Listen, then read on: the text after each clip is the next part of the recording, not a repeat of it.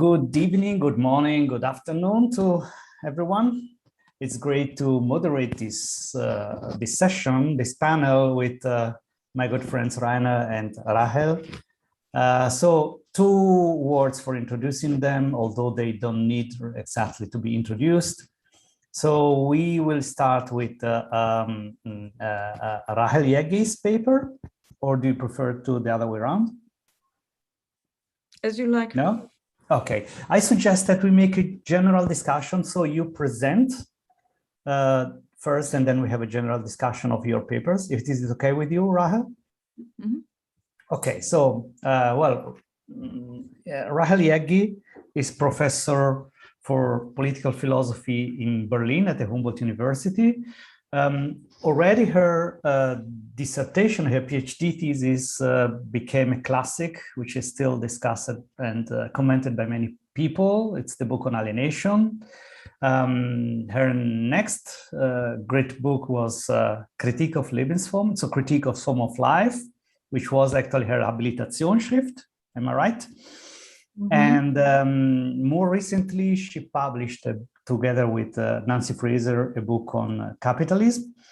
And then there are other books like the very nice and very informative book on social philosophy that she published with Robin Silicates.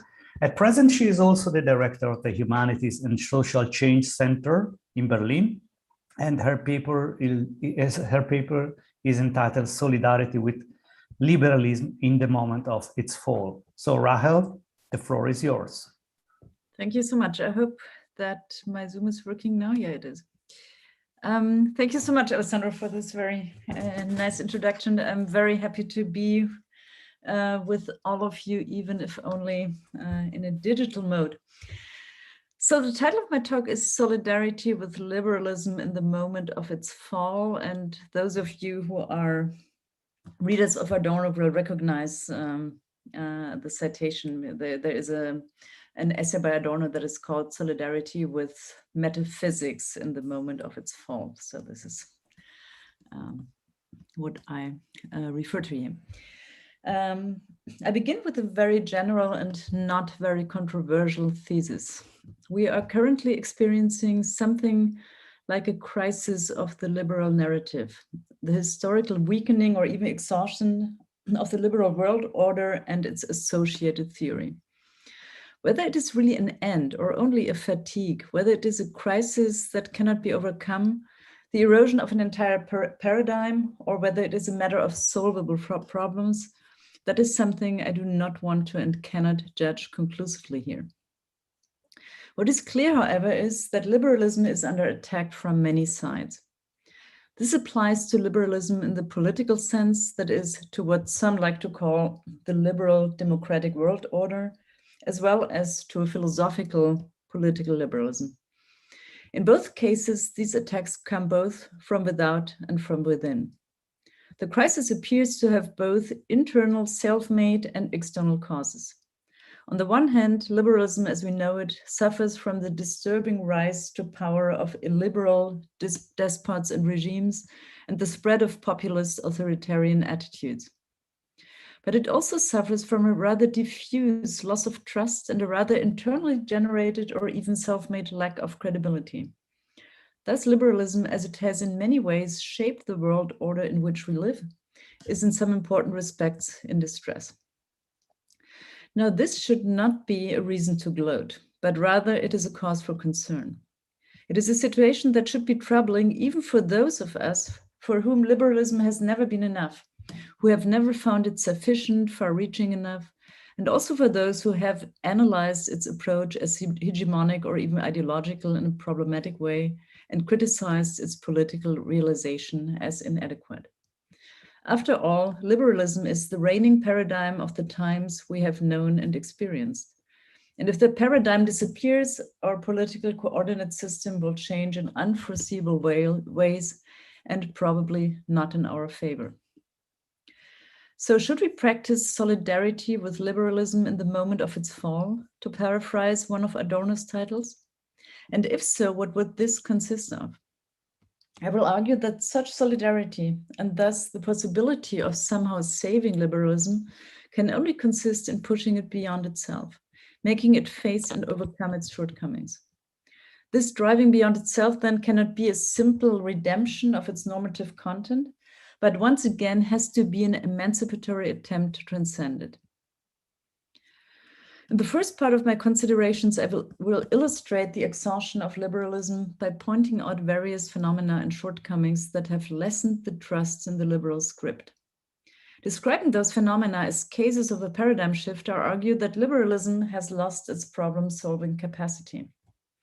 This means that my argument builds on an understanding of paradigm shifts as processes in which the corresponding paradigms are not so much refuted in a strict sense as they have lost their problem-solving capacity. The question what the problem-solving capacity of liberalism was arises here. I will argue in the second part of my presentation that the former strength of liberalism constitutes at the same time its weakness and its illusionary character, the assertion of ethical neutrality associated with political liberalism.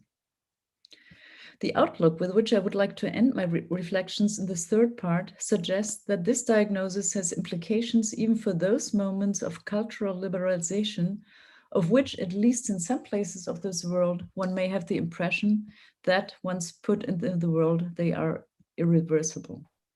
The unproductive constellation, cultural modernization, diversity and inclusion versus regressive counter-movements that's generated here can only be resolved, as I will argue, by getting to the root of it, the deficits of liberalism itself. So first part, the erosion of liberalism. There's not just one liberalism, there are many. And there's not just one, but several crises of liberalism and correspondingly many causes for the crisis. This is true not only because there is philosophical liberalism, political liberalism, and economic liberalism, which, as we know, has almost nothing to do with the latter. Even within the realm of philosophical and political liberalism and the tradition of liberalism, there is, as is usual with heavily debated paradigms, a near infinite internal proliferation of approaches. I will examine the issues that interest me here by starting with an analysis of contemporary theories of political liberalism, focusing without going into detail on the core elements shared by most positions. Yet it will quickly become apparent that the diagnoses that come to light here also have consequences for the so-called liberal democratic world order. To be clear, I am less concerned here with the question of whether liberalism has been refuted or whether it can still be defended. Instead, I'm interested in understanding the causes of its crisis. But with regard to the question of refutation, I do not consider it to be refuted in the strict sense of the word anyway. To me, it appears more correct to speak of a fatigue or an erosion of liberalism, and this phrasing intentionally carries an allusion to the motive of the paradigm shift. In the following, I will try to make this well-known concept from the philosophy of science productive for the understanding of the crisis in question. A paradigm shift, which Kuhn also referred to as a scientific revolution, occurs when anomalies that cannot be explained by a paradigm's core theoretical and methodological assumptions accumulate within said paradigm. The resulting contradictions between scientific results and the paradigm's assumption lead to an inability of scientists to focus on the puzzles set within this paradigm, and instead result in an interest in finding answers in major conceptual problems. At this point, the paradigm is in crisis. In the process of the shift from one paradigm to another, we can speak of the paradigm that is plagued by anomalies and deserted by scientists for greener pastures of an eroding paradigm. If one transfers this motive to the social sphere, we can observe a similar accumulation of contradictions and anomalies that lead to the slow erosion of and a loss of confidence in a social, political, and/or cultural paradigm. Historically, there have been many paradigms of which you can say that these were not exactly refuted but eroded in view of an increasing pressure due to the internal problems and contradictions. It is exactly at these crisis moments that new paradigms can take the place of the old ones. Such a trend towards new social paradigms, as can be seen currently in young people's support of socialist economic systems and their mistrust in liberalism, should then not be explained as a fart, nor should historic changes be viewed as rationally inexplicable switches from one paradigm to another, as some interpreters suggest. My claim is that this is exactly what is happening to liberalism, in the narrow as well as in the broader, in the theoretical as well as in the political sense, without a consistent and new paradigm having taken its place already, and also without its being foreseeable which new paradigm will prevail, if any. We are experiencing here a Gramscian or a Thomas Bruschian moment. I quote, "The old no longer works and neither does the new." I will identify now three sets of anomalies or sources of crisis for liberalism. The first is the persistence of the problems and what can be called the Zeitkern or the Zeitkern of a theory.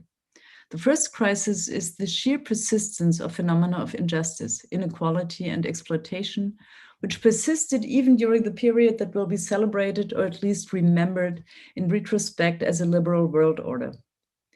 To talk in cliches, the world is still not a good place. Today, there are only a few privileged who can actually enjoy liberal freedom and equality, who can actually live a life that is devoted to the famous pursuit of happiness, or as liberal philosophers like to say, the pursuit of valuable life projects. No one can say liberalism as an idea cannot be faulted for the shortcomings of reality, as it is not responsible for that. Instead, we should look into it as a norm that could be the guide to a better practice. The idea here is that we need a norm in order to identify and evaluate the existing injustices and problems in the first place. And such a norm that is a standard for how things should be does not become wrong because it has not yet been realized. It is precisely for this purpose, as many representatives of one or another variant of political liberalism never tire of saying in such cases. Actually, I would like to call this the Rainer Forst syndrome if Rainer was not sitting next to me at this very moment. But he knows what I mean, and everyone who has been to Frankfurt knows what I mean. That one needs norms to demonstrate to reality its inadequacy. Norms describe, according to this conception, how social reality ought to be now, not how it is. To a liberal script composed in this way, all the above-mentioned unjust phenomena of the present are considered as remnants of earlier, even more illiberal times. On this view, we can and should still hope, or even actively work towards, the redemption and realization of the liberal norm. And as long as we see it that way, the question of realizing the liberal values of freedom, equality, and justice is only a question of patience and impatience, of pessimistic or optimistic assessment, or of the right political initiative at the right time. Liberal values here take the role of an Urmeter, of an international prototype meter, just like they can be applied again and again and are not affected by the passage of time and by their not being realized. The problem now is that this is a line of defense which, with its whiff of self-righteousness, is in some respects watertight and difficult to dispute. It is, after all, the point of norms to measure what is against what ought to be. Therefore, argumentatively, it is not a permissible step to counter someone who advocates a normative demand by simply pointing to the unjust state of the world. All the worse for reality, to quote Hegel, who, however, just does not fit in this respect. Yet it is precisely this seemingly watertight defense that, after having been uncontroversially successful for decades, apparently does not contribute much to the popularity of the liberal script today, even where it is only about theory. On the contrary, it is precisely this reasoning, it seems to me, that makes the liberal script increasingly untrustworthy. The encapsulation in what can be called normativism in philosophical discussion, not to be confused with orientation to norms per se, no longer holds water. Succinctly stated, "You can talk a lot" is the Regular's version of the accusations resonating here. Put somewhat more seriously, the increasingly obvious futility of simply insisting on liberal norms, what Hegel already called orientation toward an empty ought, is becoming a problem and makes people indignant or annoyed. This problem, and perhaps the hallmark of what I have called here normativism, lies in some respects then not so much in what this position does and asserts, but in what it does not do or does not see. One might even argue that precisely because it already has what it needs normatively, and of course because it so passionately separates the empirical from the normative, it does not contribute much to an understanding of the present situation. This is, of course, a very soft argument. Actually, it is not even an argument at all. It's more like a sociological of knowledge kind of observation than an argument, and difficult to prove or even to generalize. I will turn to the hardcore of the methodological question shortly. But is there something like a lack? But is there not something like a lack of curiosity and a lack of restlessness in relation to a world that is becoming more and more violent and confusing? The world. At least that is what Regina Kreide suggests in her Radical Reckoning with Liberalism, a radical self-critique actually of the position. And that is probably how one may also explain the underlying motivation of Ramit Goy's rabid Rawls bashing. In addition, there's the following: the increasingly obvious temporal core, the Zeitkern of theorizing. Liberal political theory has derived no small part of its penetrating power and appeal from the assertion and self-understanding that its norms and principles are somehow freestanding, while other norms or values, such as from the liberals' point of view, solidarity or progress, are dependent on a normative directional indicator and also on particular circumstances and contexts. Political liberalism often understands its theorizing as universalistic in the sense that it is not dependent on concomitant or complementary forms of life in order to assert its validity. This, and thus the separation of genesis and validity, is precisely what constitutes the categorical universalistic character of this theorizing. Mind you, the Hegelians among us have never found this the morality of the, from our point of view, mere art, conceptually convincing. Among other things, this is one of the major lines of conflict in critical theory, and in my view, the border between left-wing Rawlsianism and critical theory could also be explained with this distinction in mind. Now, however, in real history, and it is precisely this observation that is responsible for the immense success of Forster's reckoning with Rawls, something like a temporal core, a Zeitkern, to quote Adorno Horkheimer once again, who asserted this on the occasion of the dialectic of enlightenment, a Zeitkern of liberal theory becomes apparent. No norm stands alone in this sense. And as it turns out, this does not only hold for its genealogy, but also for its validity. Or let's say, at this point, the distinction might become unimportant. Doesn't the plausibility of the Rawlsian difference principle in fact live from the real historical elevator effect of the welfare state phase of modern capitalism? And hasn't it in the past only been possible to overlook and forgive the fact that his idea of social cooperation, which underlies his theory, is so under-theorized and has never been explicitly elaborated, as long as the social order that was the basis for even bringing up the question of justification is thought of as a nation state? If representatives of the liberal paradigm like to accuse others of being normatively parasitic because they sometimes borrow the unspoken normative basis of their critique from the liberal positions criticized in the same move, one could here conversely speak of liberal theorizing being empirically parasitic, that is, deriving its credibility from empirical backgrounds and background assumptions not specifically analyzed theoretically. Secondly, In addition to the sheer persistence of problems addressed by political liberalism of state of affairs, secondly, in addition to the sheer persistence of problems addressed by political liberalism of states of affairs delegitimized by it and criticized by it, there's another problem that is related to the first in some respects and deserves our attention. The existence of arenas and forms of injustice that cannot be comprehended by the dominant paradigm of a Rawlsian theory of justice, even if their address is not per se outside the liberal framework. Examples of this, again in an open-ended order, are racism and sexism as sites of domination and discrimination, historical injustice, structural exploitation, and migration. With it comes the fundamental question of who actually is the demos in the first place, and thus the basis of the social cooperation on which Rawls bases his theory. Perhaps even more clearly, the limit of the liberal paradigm is reached in the example of climate change. But even epistemic injustice, which has been much discussed in recent years, is called injustice, although the underlying understanding of justice is only mildly related to that offered by a liberal idea of justice. What is at stake here is no longer merely the empirical non-realization of the theory, but its conceptual limits and its scope.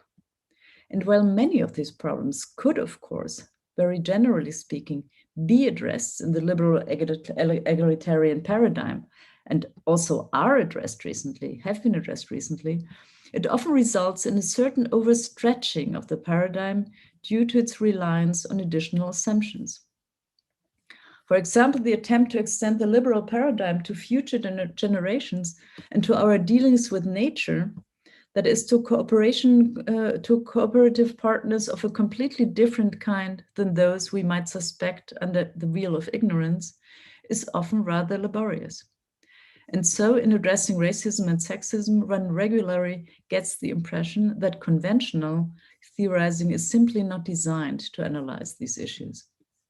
My point here, as I said, is not to provide evidence that the liberal paradigm is incapable or barren of addressing these issues, but to provide evidence for my suspicion, expressed in the terminology of the paradigm shift, that anomalies are accumulating for the liberal framework, which require additional assumptions to fix and explain, and thus threaten to contradict and overladen the paradigm.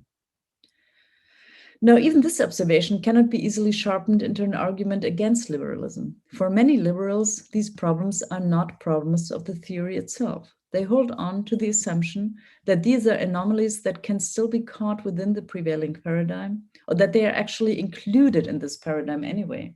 That is, for example, racism and sexism. For racism and sexism, isn't this all included in the principle of equality and freedom? From this point of view, it is rather an oversight that this has not been addressed more strongly, but that does not just detract from the theory. And again, this makes these issues actually trivial to the theory itself. They are first-order problems, but not problems of the paradigm itself in this understanding. So there are, as Laudon would say, empirical but not conceptual problems, problems of application, but not of the theoretical framework itself. Now it is on the common phenomena in the transition from one paradigm to another that a paradigm is held on to by extending it and by integrating contradictory things by additional assumptions until it really does not hold anymore. Therefore, and not because paradigm shifts per se are not rationally justifiable, as a trivial version of Kuhn's theory and also Richard Rorty sometimes suggests, it is always an open question when a paradigm shift happens. Of course, supplementary assumptions can be made that capture the anomalies. One can, since it is not about an empirical rediscussion process anyway, one can in principle extend the veil of ignorance also to future people, or one can try to find the appropriate treatment of nature in an extension of the justice perspective. And of course, liberal equality and racially based prejudice are mutually exclusive. At some point, however, it becomes too complicated or no longer plausible. And when that is, especially in the case of social science and philosophical paradigms, is not decided by the representatives of the respective paradigms alone. And then, of course, there's also something like a spirit of the times, moments of interplay, historical moods, or simply, with Hegel, I quote, the boredom and the weariness that breaks in the existing. A third source for crisis then shows up. Finally, thirdly, and interestingly enough, the longer this state of affairs lasts and the more urgent the ostensibly first-order empirical problems become, the more homemade problems, second-order problems of theory and contradictions of the liberal paradigm itself are asserted.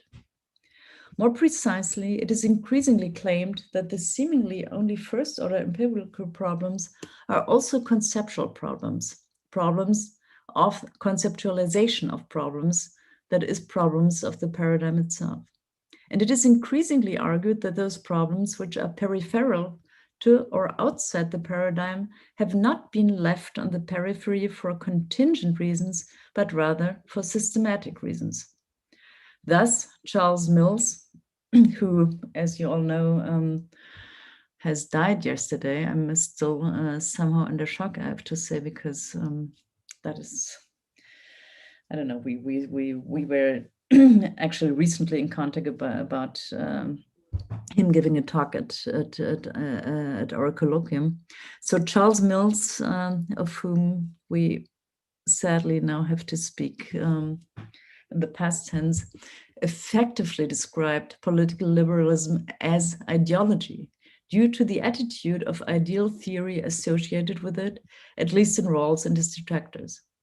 Real inequalities, injustices, and discriminations, Mills claimed, are not a vestige but inscribed in the liberal order, are not contingent but described in the liberal order. They are not the exception to this order, but rather a constructing principle of it. And liberalism is now held to have not only failed to recognize the logic of this rule, but even to obscure it and reproduce itself. The ideal theoretical hiding of real differences, according to the prominent criticism of Charles Mills, contributes to their unrecognizability and does not allow to identify those social structures that contribute to the real oppression and the real inequalities.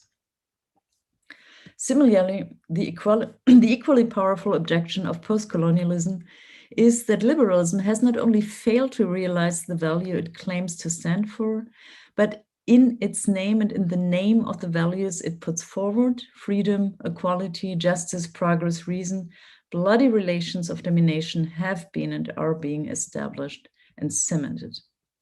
The post-colonial critique thus also leads to the accusation that liberalism is not the other of, or the innocent norm, not the other of the devastating relations, but is itself a constitutive part of these relations. From the point of view of post-colonial critique, then, the opinion is also spreading that there is something wrong with the theory and those concepts itself, not just with its implementation, or that the problems of implementation have something to do with the theory itself. Mind you, they are not all good arguments that fall in this context. Many of them proceed again and again according to the simple model of contact guilt or contamination, and thereby let norm and reality collapse all too quickly. The terms of the Enlightenment are then blankly blamed because they're invoked in legitimizing arguments by the wrong party. But even such argumentative weaknesses do not obscure the fact that such interventions are justified reminders of world historical circumstances and ideological blind spots that are readily suppressed in ideal liberal theory. So, I mean, according to my opinion, those concepts are neither guilty just because they have been used this way, nor are they not affected by the circumstances of their realization, but something in between that has to do with what problems they confront with and how they can only confront it in a deficient way. Be that as it may, in this first step of my argumentation, I initially only wanted to collect phenomena and indications for the loss of trust towards liberalism, as well as its general fatigue or even the increasing discomfort with liberalism. What interests me here from a primarily interpretative observational perspective is actually only one thing: the fact that the suspicions against liberalism outlined here are apparently factually entangled and effective. And so, as a matter of fact, many of our students know by now that liberalism is an ideology before they even know what liberalism and what ideology is. And they brand very decidedly always new exclusions, the particularity of that which sets itself as universal, without making any more fuss with the emancipative content of the claim to universality. I don't mean this at this point in a judgmental way, but at first in an observational way. This is what constitutes a paradigm shift, that some theories suddenly catch on and others no longer do, without the theories having proven to be wrong in a strict sense or to have been refuted in every respect. Marxism had a similar fate a few decades ago. However, according to what I have said above, one should not understand such processes as if a completely contingent fate were expressed in them. Paradigm shifts happen because a prevailing paradigm has lost its problem-solving competence, because in them a certain problem can no longer be described and confronted properly. So paradigms are replaced with reasons, even if not straightforwardly refuted. Thus, in order to further explore the causes of the external and external erosion of liberalism that I have claimed, we need to go a step further and ask about the problems to which it responds or is no longer able to respond adequately. So, second part, liberalism's problems. Thus, in order to further explore the causes of the internal and external erosion of liberalism that I have described, we must go a step further and ask about the problems to which liberalism has been responding and is no longer be able to respond adequately. Very briefly, two problems can be identified here. First, the fact of pluralism, as it has historically manifested itself according to the standard plot in England's religious civil wars and sought a solution in liberalism. In modern political liberalism, the demands and conflicts of a plural and multicultural society have been in the foreground, so that liberalism is challenged to offer a solution to the problem of normatively integrating a society that is not any longer homogeneous. But the focus on the problem of pluralism sometimes obscures the second and perhaps even more important role of liberalism in world history. It is the theory that accompanies the transition from a feudal class society to a meritocratically organized bourgeois society based on the idea of freedom and equality. Now, with regard to both problem constellations and their solutions, there are doubts about the problem-solving competence of liberalism. If the first problem was the fact of pluralism, its solution in one way or another has always been neutrality and what Habermas has called ethical abstinence. Liberalism responds to the fact of pluralism and the resulting fault lines and conflicts, the disagreement and mutual incompatibility on essential questions of human coexistence, by attempting to resolve the potentially conflicting and hostile differences over what Rawls calls comprehensive doctrines, and to establish a modus vivendi by which different groups with different religions, values, lifestyles, beliefs, and worldviews can live within a shared legal order. The point of this approach is its alleged ethical neutrality. The social order to be constructed is then understood as an ethically neutral framework, as a set of institutional practices, including rights within which all possible forms of life are tolerated and should be able to flourish. One can put it this way. It is now about the question of how to get past each other in living together without harming each other, how not to disturb each other in their different ways of living, and no longer about the substantial question of how one should live together. Actually, a question that has just been raised by the Architecture Biennale in Venice, where we had a nice field trip to last week. So the title of the whole exhibition is How Should We Live Together? Substantial ethical positions are thus provided with the sign of particularity. Their assertion of validity is bracketed, so to speak. Most contemporary theories associate with this position the renunciation of a metaphysical and ultimate justification of a binding common ethos of living together. In this sense, Rawls famously described his theory as political, not metaphysical. Naturally, a widespread debate has arisen about the question of how to understand this neutrality of the liberal state, the internal distinctions of which, again, I cannot go into here. I am rather interested in the question what, from today's point of view, is the problem with this problem solution, and why apparently the modus vivendi, which is the basis of liberalism, or which it wants to establish, does not work as planned.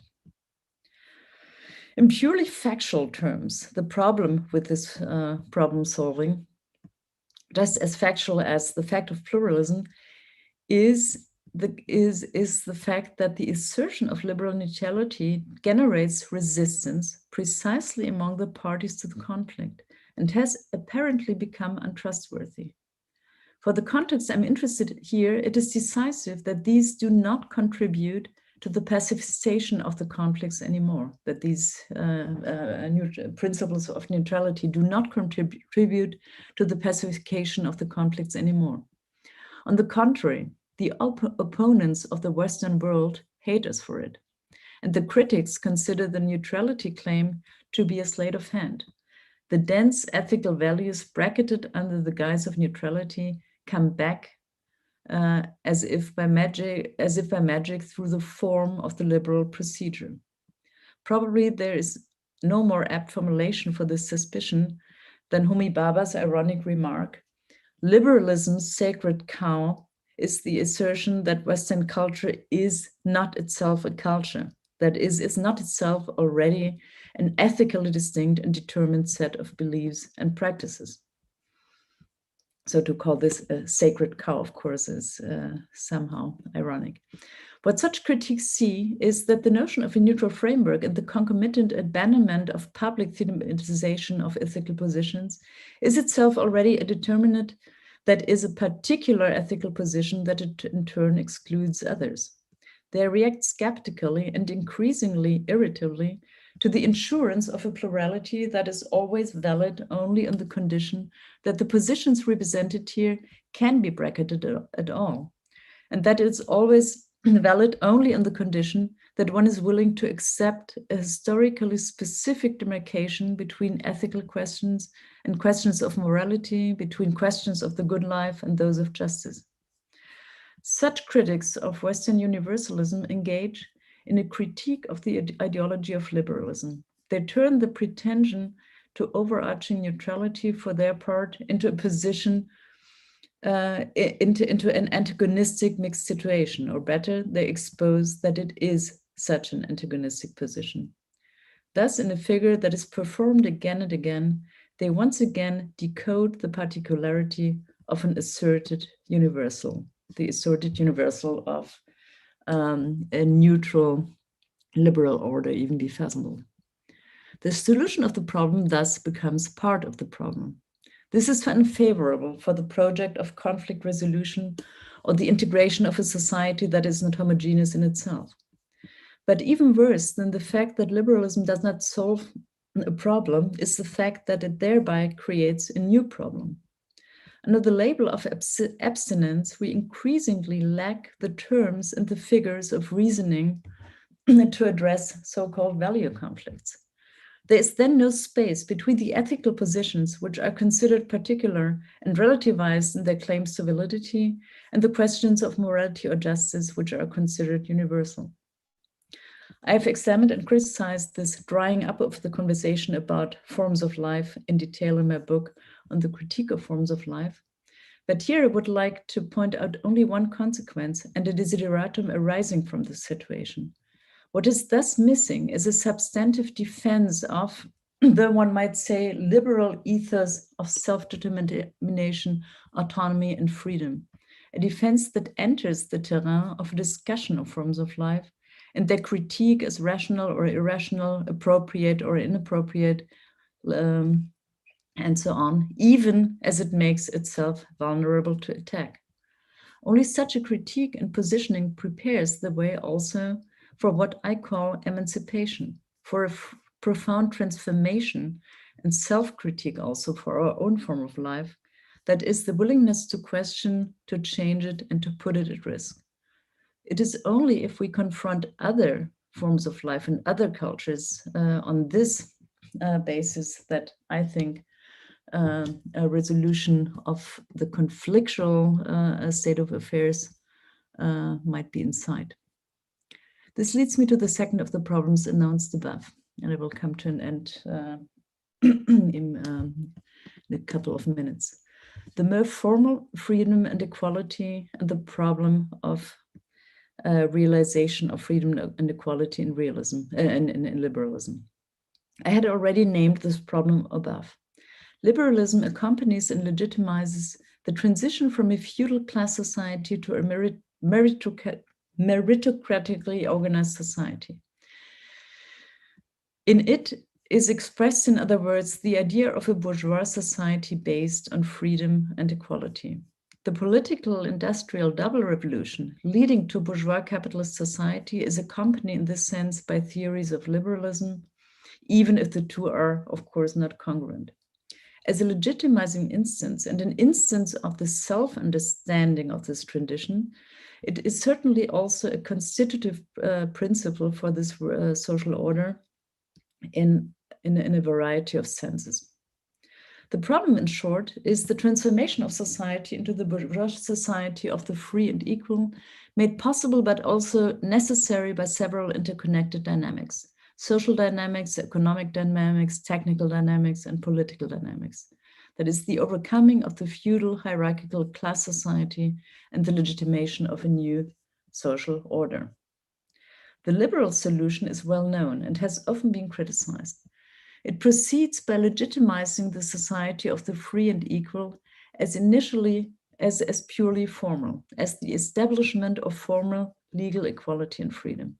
The problem of real material and economic inequality, which arises during the realization of the society of the free and equal, is met, in Marx's words, by splitting the economic from the political and by splitting the subjects into the economic bourgeois on the one hand and the political citoyen on the other.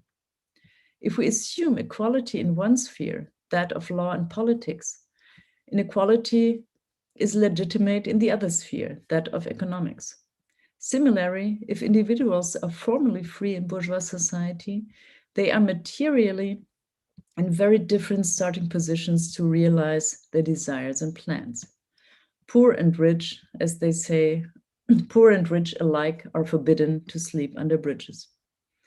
The problem with this solution to the problem is obvious. The social order thus created turns into a new form of domination, the essentially factually mediated dynamic of economic domination. The essentially dynamic of versachlichte dynamic of social domination. Under the seal of the contract based on freedom and equality, economic exploitation becomes possible, according to Marx's analysis. As the so-called social question, the division of bourgeois and citoyen becomes a contradiction and leads again and again to a tension between democracy and capitalism, the transformation into domination and complicity in exploitative structures. The so-called social question becomes the contradictions that accompanies bourgeois society, and the liberal division of bourgeois and citoyen leads to ongoing crisis between capitalism and democracy and confronts democracy with some fundamental limits. The resulting desideratum is quickly described. It consists in the concretization in material terms of the promise of freedom and equality, which otherwise remain abstract. If freedom and equality are factually realized in bourgeois society and even constitutive for its functioning, so I will not claim that they are not realized in bourgeois society, they are in fact realized. You just have to look, for example, at an institution like the contract, without which no free labor market that at the same time is constitutive for capitalism would exist. So they are realized, but they are realized in an insufficient or in a deficient way. What happens here? If this marks a limit of classical liberalism, contemporary political liberalism is not, like classical liberalism, disinterested in these material and social problems. On the contrary, it is precisely its effort to counter the described tension by means of redistribution and other containment strategies. It is a social democratic liberalism. But the decreasing problem capacity of even this reformist social democratic solution is related to the change of the world as I described it above. It is bound to the elevator effect, for example, or to the idea that capitalism is somehow a tiger that can be tamed and contained. It does not intervene in the economic sphere itself, but in the distribution of the generated resources. And with that comes a certain helplessness in a changing world. The solution can only be to readdress the sphere of production itself. We must then move with Marx from the sphere of exchange and the redistribution of its results and outcomes to the sphere of production, and further to that of reproduction. But the impossibility to thematize the sphere of production itself and the limit to which this comes up, not least now in view of the ecological problematic in which redistribution is no longer the problem at all, is again based on principled choices of the demarcation between private and political that again are somewhat generally liberal. The question why one cannot redeem the material in the left Rawlsian framework thus answers itself again with the dogma of ethical abstinence. In order to get to the sphere of production and reproduction, in order to ask how we should produce, reproduce together and live together, one must go to the substance, which ethical abstinence wants to leave out. The materialization and concretization of freedom and equality, however, will not work without the inclusion and critique of the comprehensive doctrines that also guide our economic actions. A critique of capitalism as a form of life is just that. It's critique also as a form of life and according to those comprehensive doctrines. In order to concretize alternatives here, one has to reconquer questions such as the determination of needs, the question of the socialization of social goods, but also the question of the necessary infrastructure of solidarity. In short, the question of how we want to live together. And this can perhaps only be asked if we get beyond the alternative of liberalism and a critique of liberalism and devote ourselves to the substantial questions of emancipation. Thank you so much.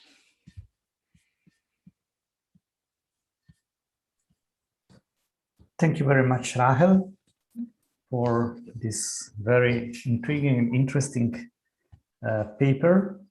So I suggest that we move directly to Forst's presentation, and then we have a joint discussion. So thank you, Rahel. I wrote it already in the chat.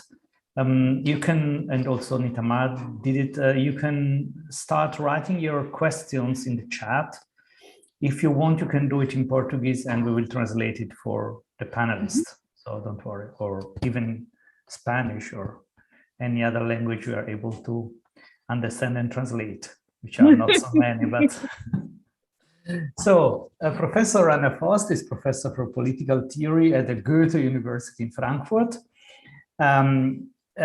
His PhD became also a classic, like in the case of Rahel, Jaeggi. In this case, it was context of justice, which is a discussion about the debates between liberals and communitarians. By the way, Rainer and me, we met first in Tübingen at a symposium on a theory of justice organized by Ottfried Höfe. So in the, let's say, the Rawlsian phase of Rainer Forst.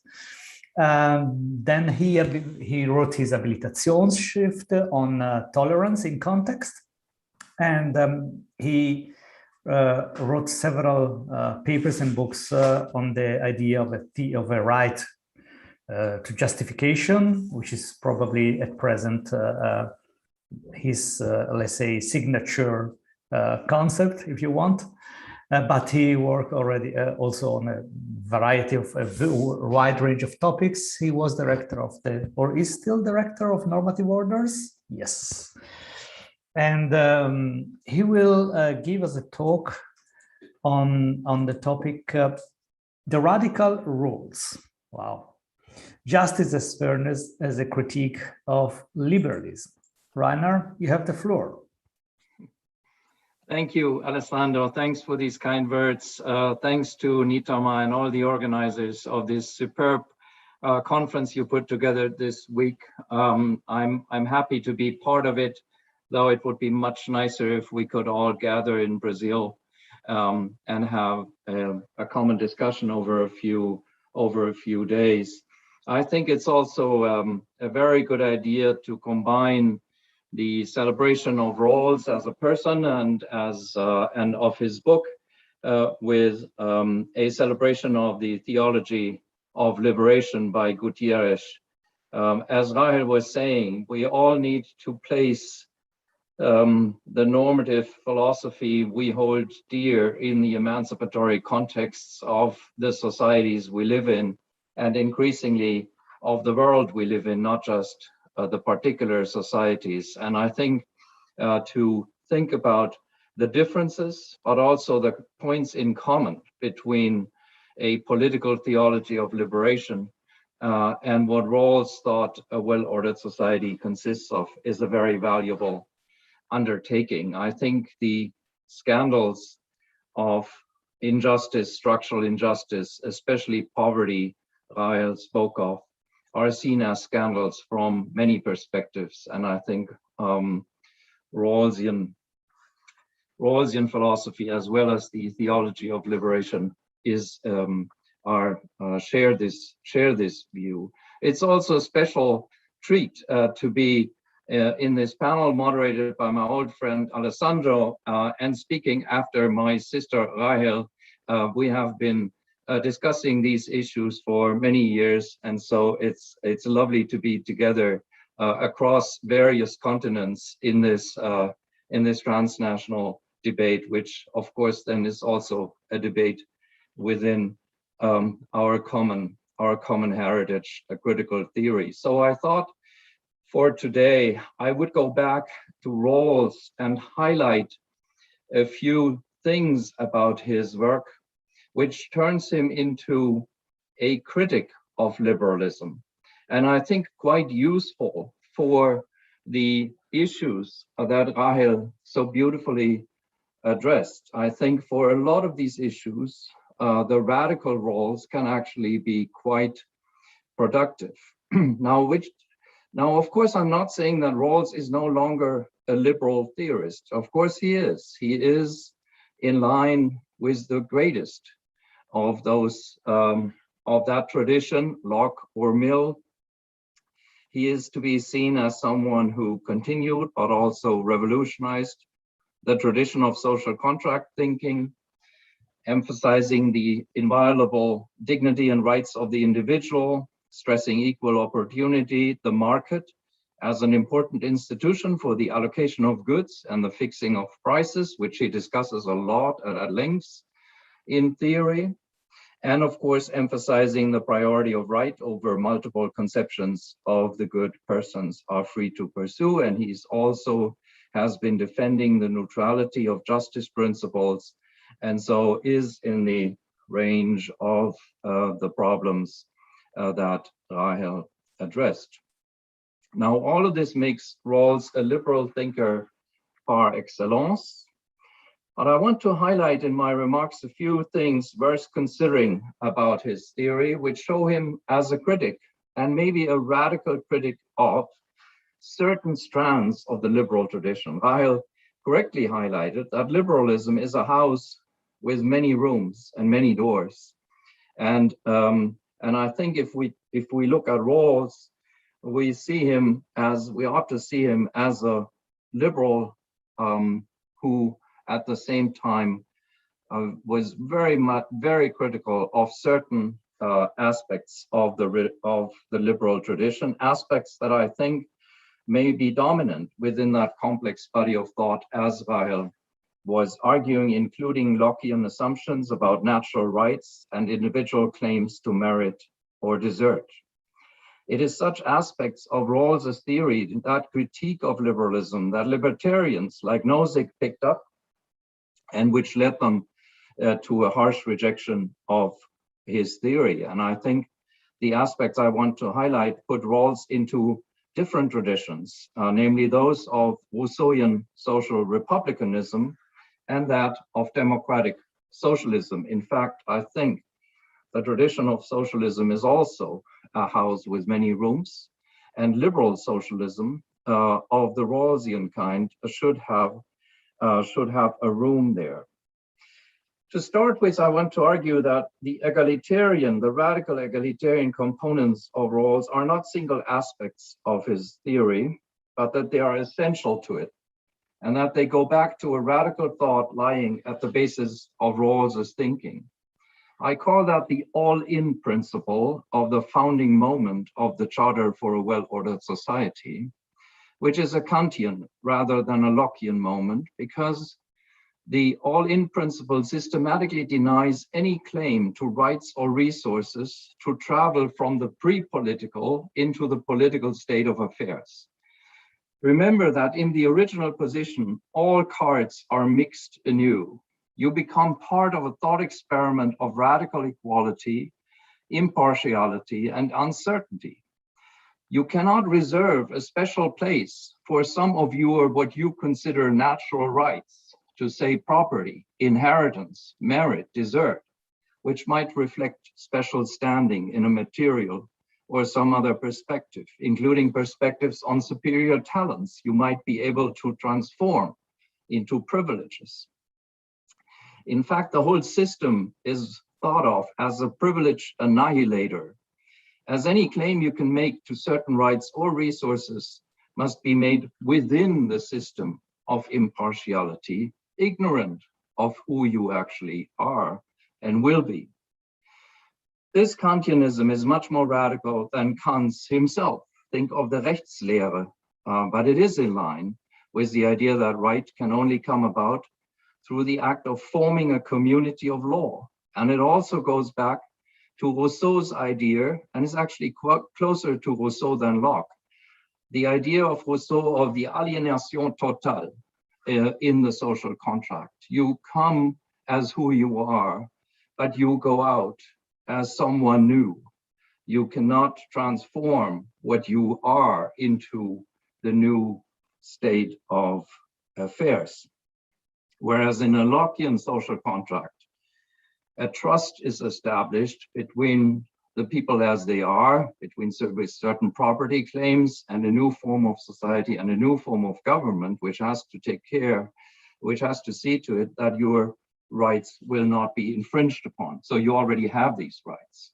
In a Kantian Rousseauian scheme, that is somewhat different.